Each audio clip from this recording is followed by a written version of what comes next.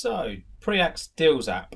The benefit of this Deals app is it's an entry-level CRM platform that allows you to log a few deals, manage a basic pipeline, add some of your activities for those individual deals themselves, and some activities with the individual clients and organizations you'll be working alongside. It's made up of dashboards, which is what you can see on the screen here. We've got a deal summary dashboard. This is just an out-of-the-box dashboard that you get with our solution. It's you with a view looking at active deals, any of your won deals and lost deals. You can switch the view here. You can see I've currently got 9 in my view here. Any lost deals in the last 60 days. And then, a pipeline. This is my sales pipeline, and this is my weighted total pipeline. This information is coming from the deals entity we have itself over here on the left-hand side. Alongside dashboards, we've got activities. So this is a list of all of my activities. As a user, I've got 62 things I need to action. These activities can be anything from setting yourself a reminder task, sending an email to a client, setting an appointment follow-up, or a phone call. Equally, all of these activities, we would set it up so they seamlessly integrate with your Outlook if needed. And then we've got obviously accounts. So a list of all of our organizations that we're working to. There's 3,735 in this one view. This can be separated out into different vendors, different suppliers, customers. You can set your own parameters around this if you need to. Typically below that we have contacts. The contacts are the people that are working at the organization, the people that we're working with and talking with on these deals.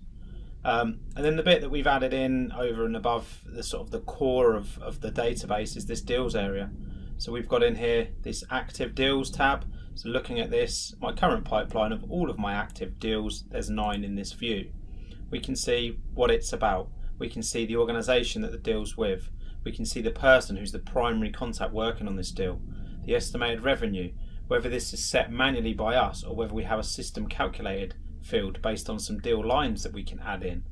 We've got probability of close, and based on this being a 25% of the estimated revenue, we've got a nice calculation here doing the weighted revenue for us. This is all made up of all of the different products that we might be able to sell, so we can have our products catalogue down here. Against the products catalogue, we can have different price lists. So you might have different prices for different currencies that you'll be selling in. You might have different price lists for individual organizations or different price lists for different years that you might be selling. And then below that we have a concept of units. So whether you're selling in a single unit, just one default unit like I've got here, whether you're selling in a can, a crate, a pallet, we can add all of the different values of units in here if need be. But for now, I'll just show you if we go onto the deals area, really quick and easy. If somebody phones up and wants to create a new deal or repeat business, we can come in here and we can click new. Equally, we could search for their organization over here.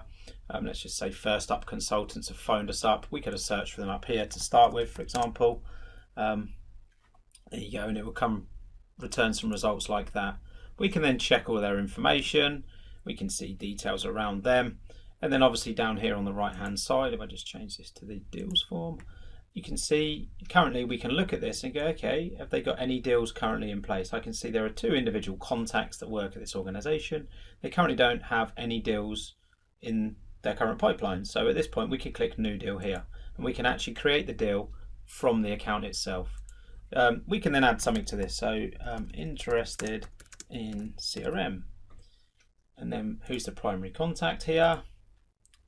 And I think it's Aaron. There we go. When is this going to close? Maybe we say it's going to close at the end of the month. What's the budget? Let's just put something against this. Estimated revenue. Again, just put a value in here. What's the need? Would like CRM to be deployed this year. Something like that. There you go.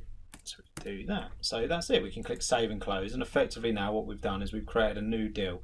The status of this is a new open deal. We've got all the details that we can see in there. If we come over here to our deals table and look at this in the entirety, we can see that there's now a new deal added to this. You can see down here it's this one at the bottom. It's with Aaron, First Up Consultants. It's that value. We haven't added in probability because we didn't have that on our quick form. But what we can do is we can now go in and manage it from here if we need to. When we click into this, what we can then see in here is all of the information. So you guys might say that actually, you know, when it's at validate stage, we believe it might be 10%. We've got the revenue over here. Upon saving of this, you can see the calculations now come into play. It's £4,000. You know, 10% of that is 400. The sales stage here, whether we automate this or whether you have this set yourself, I'll just put this at validate stage here. You know, you can set this because you can have this. We've only set this to be 4 stages on this process flow, but you can have as many stages as this added to this if you need to. But effectively, this is a set of questions that we'll be asking on this deal. What is a time frame? Okay, they want it immediately because they want to be up and running by Christmas. Perfect. We can add all those details in. We can move to the next stage. We've already added in our revenue, which we added up front. You know, our estimated close date. At this point, we might want to add some deal lines in. So from this point of view, we can say, okay, well, what are we actually going to be selling you? Even though we've got a rough, you know, price and a budget down here, if we click add a new deal line here now, what this will now do is it looks at our product catalog. You can see from catalog or free text. See, product type can only be set to free text as a price that's not been selected. So it's telling me that I need to select a price list for this. So at that point, I'll just show you how we can do from text. You know, this is an ad hoc product. This might be postage and packaging. So if I just put something like this, postage and packaging, we're going to charge you a £50 fee for postage and packaging. We're going to have one of those. We can click save and close on that. We've now added in a free text field, but we were getting the error message because over here we haven't set a price list. So again, we can automate this if we need to, but this might be specific to the account that we're looking at. It might be specific to this year. They might have a preferential price list that your end user needs to pick. So I'm just going to pick a price list in here and save this. Because we've now got a price list against this, when we click new deal line, it allows us to pick from catalog. At this point now, you can see it saying, well, of those products that are on that list, which one would you like? And when we look at this, we can then see the products that are set against this. So I say 1 day's consultancy. We can see hard coded with that value. They might need 2 days to deploy this. So we can say 2 days at that rate. Again, you can add any discount values in here where it's a value or a percentage. This will change accordingly. A tax rate you can add in there as well if you need to. Effectively, we can just do save and close like that. And we've got this value on here like this. So we've got up here, user estimated revenue. You can see down here the deal pricing is set to user estimated.